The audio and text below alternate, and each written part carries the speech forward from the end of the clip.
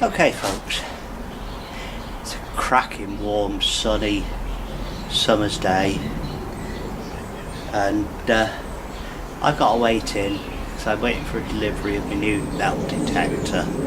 Don't know what time it's coming, so I thought I'd make myself useful, and I'm going to try and start documenting all of our finds from when Marlene and I were detecting years back. I don't know how this is going to pan out, so you'll just have to bear with me. Alright, let's get on with sorting these finds out.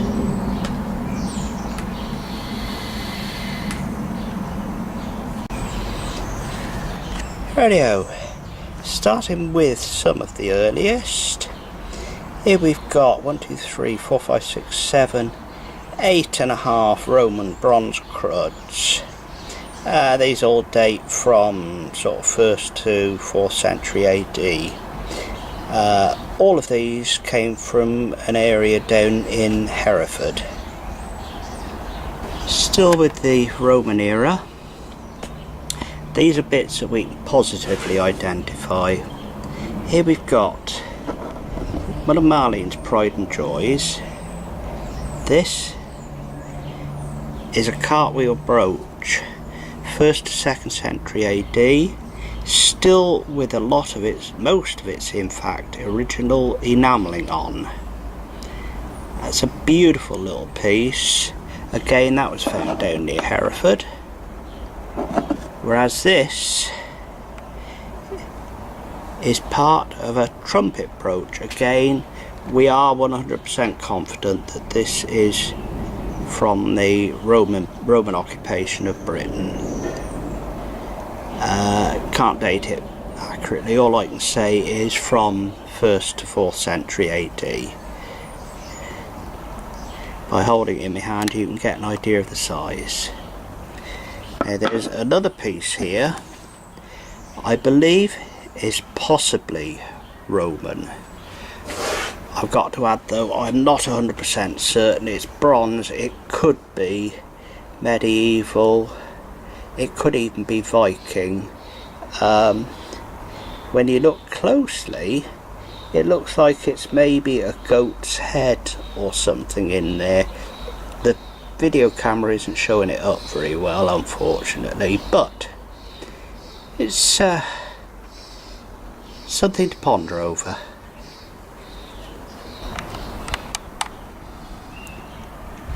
Now here's a bit I'm not sure on, to be 100% honest. It does appear to be decorated with laurels and votive axes. It was suggested that it was a tip off a Roman priest's staff. I'm not 100% sure on that. I've seen something vaguely similar from the Victorian era where they used to use these to carry their buttonhole flowers in. I'm not going to commit myself on this, but I'm welcome to any thoughts or suggestion. There's the laurels, there's the axe, the votive axe, and it's the same on the other side. There's votive axe and there's the laurels. There we go. As I say, any thoughts are welcome. Alright, moving on a little bit in time.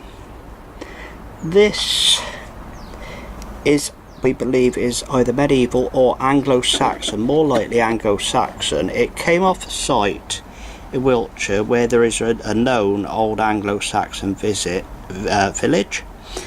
We believe this is a young girl's bracelet. It's made out of bronze.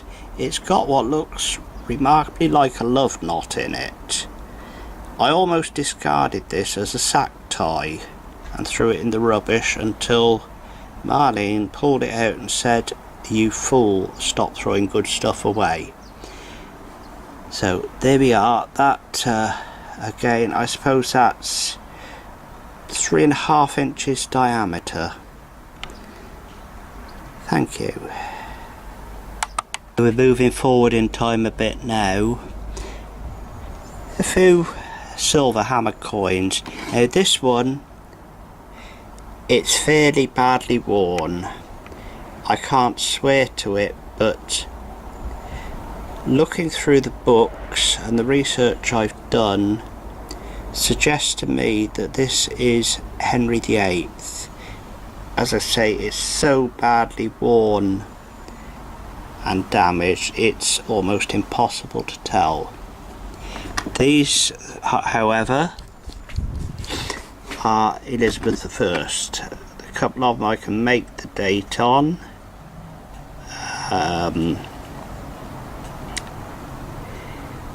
Yes, they're 1571. Elizabeth I.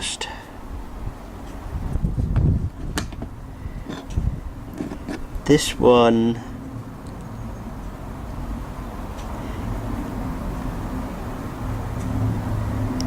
one is definitely Elizabeth, but very, very badly worn. You can't make the date on it. And very much the same with this one. I'm 95% certain it's Elizabeth I. And I believe it's a shilling, although I can easily be wrong on that. Alright, we'll put them away and we'll move forward a little bit more in time. Now we come up to some 100% sterling silver coins. The oldest one being a George III shilling from 1816. He's actually, if I can keep it in focus, he's in quite good condition. Let's flip him over. Bit worn that side, but certainly clear enough to see the date on. I can get hold of him. Slippery little customer, him. There we go, 1816. Then we're coming up to Victoria. We've got some young Victorias here. Silver threepences. Can't quite make the date on that one, but it's a young Victoria bunhead.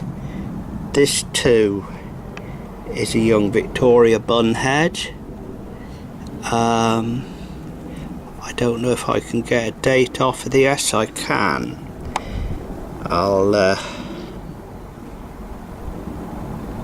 just have to look very carefully, and that date I think it says is 1861, I think.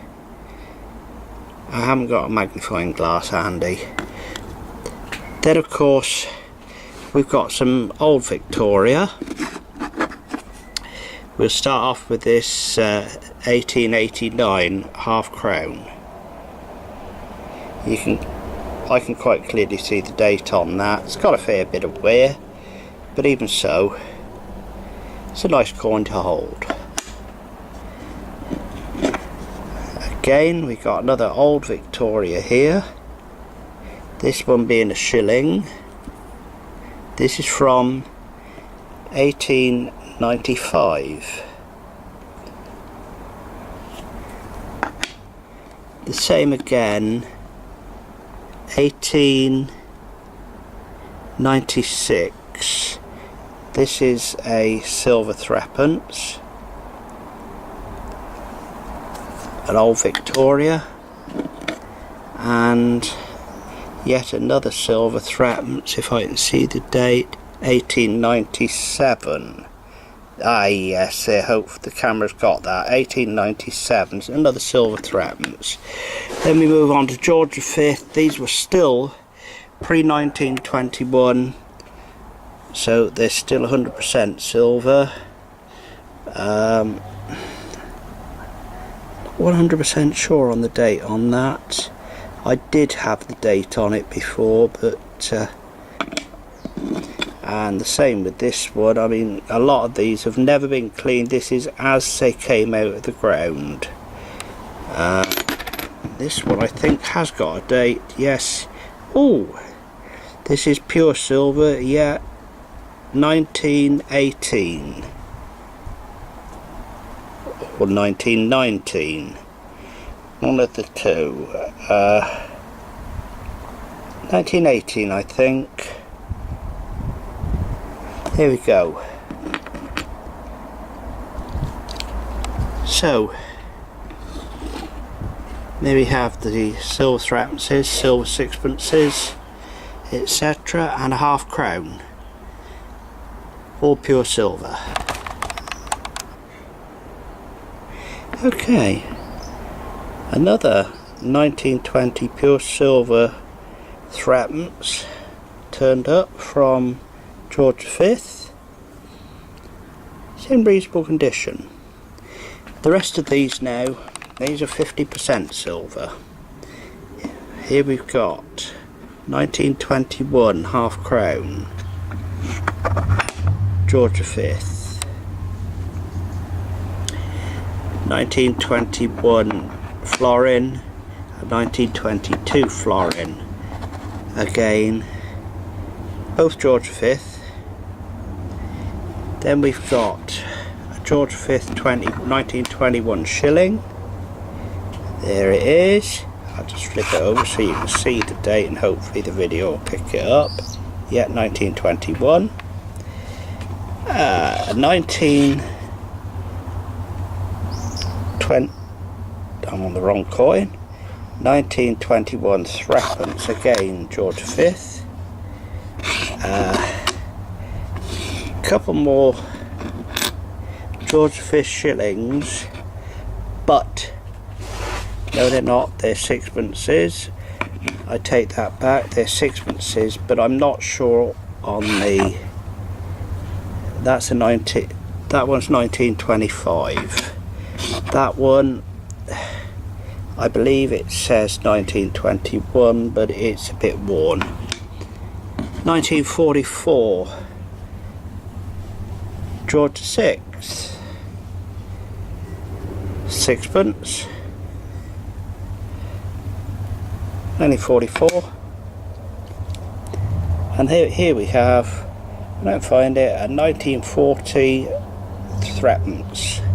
Silver threepence, again George VI. There he is. So there we go, that's okay, here we've got some George III, 8 of them.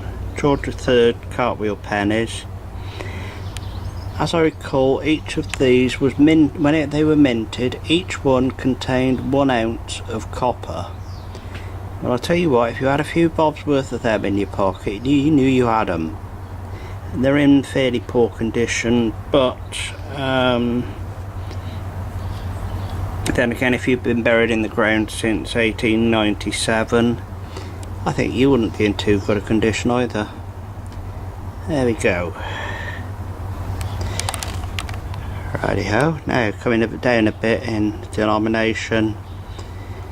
Here we've got the funny shaped threepenny pieces, all different years, and they're all in fairly poor condition.